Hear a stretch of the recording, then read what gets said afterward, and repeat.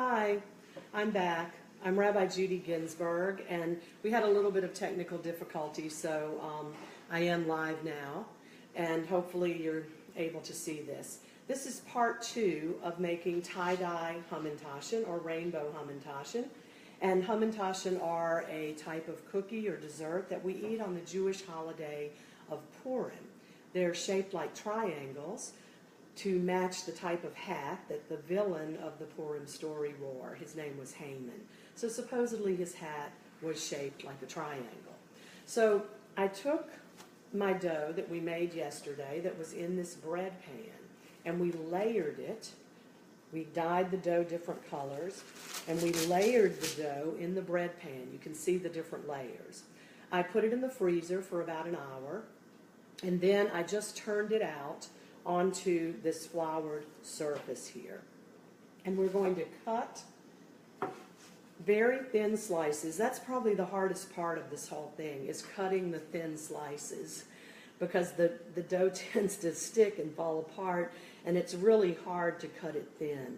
So we're going to cut a thin slice of dough, about as thin as I can do it, and you get a slice that looks like this, and we're going to lay it on the floured surface, and just I use my hand. I just kind of pat it out flat so it's a little thinner than what I cut, because it's really hard to cut it thin. And if the dough isn't sticking together, just kind of stick the layers together with your hands and pat it out pretty thin. And then we're going to take a glass. Plastic doesn't really work. It has to be a glass. And I've found over the years that these fraternity and sorority glasses that my children got when they were in college, they're the best ones. So this is from something from LSU. And you're just going to turn that round glass upside down, put it on your dough, and cut a circle. So here we go. And we have our first circle made out of the tie-dye dough. So here it is. Whoops! And that one kind of came apart. But all we have to do is put it back down. You really have to watch the layers, because they don't always stick together the best. So we've just repaired that and put it back together. And I'm going to put it on a pan right here. I'm going to do a couple of these, and then I'll move the pan into the camera view, and you can see how we actually make the Hamantaschen, make them into a triangle. So I'm going to take one more piece of dough. I'm going to mash the layers together and flatten it out a little more with my hand. The thinner the dough is, the better it kind of sticks together, and it doesn't come apart when it's baking. So I'm mashing that piece down. I'm going to take my glass again and cut a circle.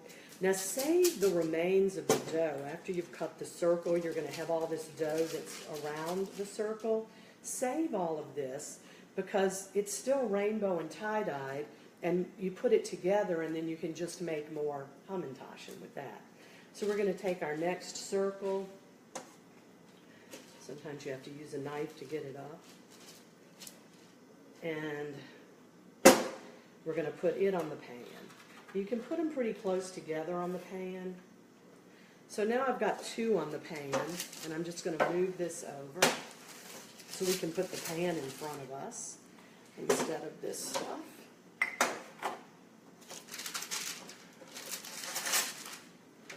And now you can hopefully see the Hamantaschen on the pan in front of me. Now I'm going to take some filling. I'm going to take poppy first. Actually, that's one of my favorites, is the poppy. It's not real easy to find, but you can find it. And I use this solo poppy seed filling. This stuff is great. I make a wonderful poppy seed cake with it that everybody likes, with cream cheese icing. But it's also great to put in Hamantaschen. And it's really better than what I could make myself. So I buy this solo poppy seed filling. And you want to put just a little bit in the middle of your circle.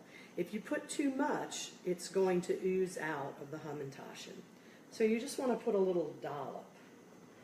And we're going to put another little dollop on this one, in the center. Okay. And then this is where technique comes in. When I learned how to make Hamantaschen initially, I learned from some women who were in a sisterhood at Bethel Hebrew Congregation in Alexandria, Virginia.